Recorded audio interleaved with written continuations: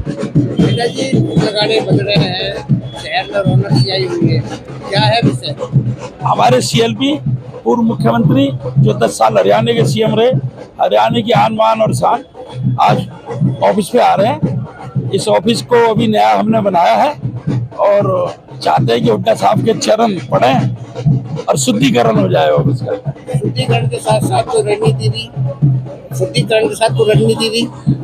रणनीति तो अब आपको पता लग जाएगी, प्रेस कॉन्फ्रेंस है, साहब आपको संबोधित करेंगे। अभी आप जो है कैन में राहुल गांधी से मिलके आए थे, जिनके सामने भी आपने जो है बातें रखी, पार्टी की जिम्मेवारी लगाई गई है पार्टी ने। और जो है कि राम नरेंद्र जी जो कांग्रेस अध्यक्ष हैं, उन्होंने मनरेगा का मुझे कोऑर्डिनेटर हरियाणा का बनवाया और भूपेंद्र सिंह हुड्डा जी और उनके आशीर्वाद से मैं बनाऊं तो काम करेंगे पार्टी का। आज अब जो है जिस तरह से बीजेपी में डामाडोल होती जा रही है, कांग्रेस में फिर हवा बढ़ती हुई आ रही है। मशीनें सही रहे तो सरकार कभी भी बन जाएगी कांग्रेस की।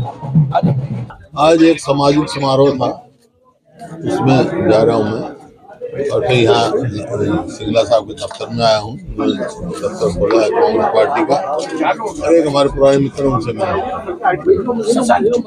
अच्छा, एक मामला चल रहा है यूजीसी का लेकर, जिसपे सुप्रीम कोर्ट ने रोक लगा दी। क्या मानना है, क्या मकसद था सरकार का इसे लाने के लिए? और फिर देखिए, कोई मकसद का सवाल नहीं, सवाल ये है हमारे को न्यायपालिका पे पूर्ण विश्वास है और वो जो फैसला करेंगे ठीक ही करेंगे। सरकार को भी कोई फैसला ले सोच समझ के लेना चाहिए। क्या लगता नहीं सर समाज में बंटवारा, समाज को बांटने का? देखिए, मैं बता रहा हूँ ना, न्यायपालिका पे हमारे पूर्ण विश्वास है और वो नतीजा आएगा, सामने आएगा तो स्टे है उसके ऊपर। अच्छा, एसवाईएल को लेकर लगातार मतलब 6 बैठक हो चुकी हैं हरियाणा और पंजाब के मुख्यमंत्री की। लगता है कि कोई नतीजा निकलेगा इसका? सिर्फ लोगों को गुमराह कर रहे हैं। बैठक कोई मायने नहीं है बैठक के। किस बात की बैठक करें, मैं समझ से बाहर है भाई। जब एक फैसला सुप्रीम कोर्ट, देश का उच्चतम न्यायालय ने फैसला सुना दिया है कि ये जिम्मेवारी केंद्र सरकार की और पंजाब सरकार की है एसवाईएल खोदने का, हम कोई वो थोड़ा ही कर रहे हैं, हम तो अपना हक ले रहे हैं। तो आगे कोई बात ही नहीं। अब किस बात की वार्ता कर रही है? सुप्रीम कोर्ट से बड़ा तो कोई कोर्ट नहीं है। सुप्रीम कोर्ट से फैसला हो चुका।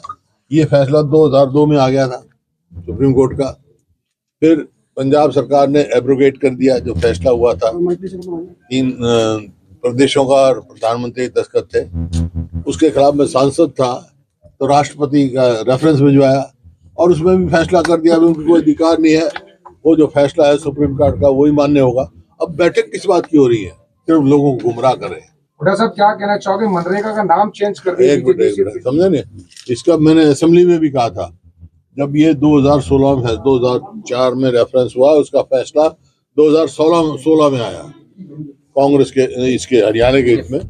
उस समय अपना उस समय के मुख्यमंत्री खट्टर साहब थे, श्री मनोहर लाल खट्टर थे। उस समय उन्होंने मीटिंग बुलाई थी, सर्वदलीय मीटिंग, मैं भी गया था। तो उस समय ये फैसला हुआ था कि राष्ट्रपति से मिलेंगे तो फैसला इम्प्लीमेंट कराने के लिए और प्रधानमंत्री से मिलेंगे। प्रधानमंत्री से मिलने आने की जिम्मेवारी खट्टर साहब की थी। राष्ट्रपति का तो हम मिल लिए, प्रधानमंत्री जी तो आज तक नहीं मिले। लेकिन गृह मंत्री से मिले थे, उस टाइम राजनाथ जी गृह मंत्री थे और वहाँ सारे सुप्रीम कोर्ट के वकील भी आए हुए थे, अटॉर्नी जनरल भी आए हुए थे। वहाँ मैंने सवाल पूछा था भाई अब इसमें क्या हुआ है, तो साफ उनका यही था कि ये आदेश फाइनलिटी अटेन कर चुका है, इसमें कोई जरूरत नहीं। तो मैंने असेंबली में कहा था भाई ये नहीं माने तो आप कंटेम्प्ट ऑफ कोर्ट डालो। कंटेम्प्ट ऑफ कोर्ट क्यों नहीं डाल रही है सरकार? बात करने का क्या मतलब भाई? जब हमारे हक में फैसला हुआ है तो क्या बात करें भाई, बताओ।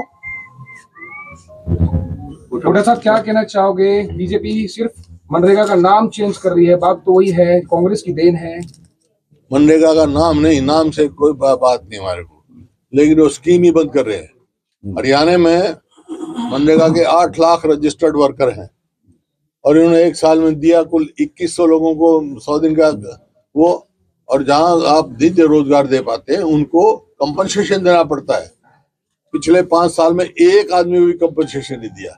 इसका मतलब साफ इनकी थी ये स्कीम ना करें। और इसका कौन नुकसान है, किसका नुकसान है?